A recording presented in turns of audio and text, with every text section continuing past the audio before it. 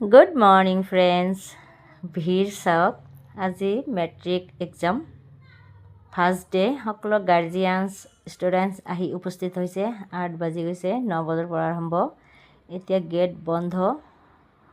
সকলো ইয়াত আহি জমা হৈ আছে এইটো আমাৰ ধুবুৰীৰ বিয়ান কলেজৰ পিছফালে ল কলেজৰ সন্মুখত ইফালে এনচিচি অফিচ আছে এইটো ল কলেজ বাওঁফালে ভিতৰৰ ফালে বয়েজ স্কুলত ছিট পৰিছে সিহঁতৰ মই মোৰ দেওৰৰ ল'ৰাৰ লগত আহিছোঁ মোৰ ভাতিজিও আছে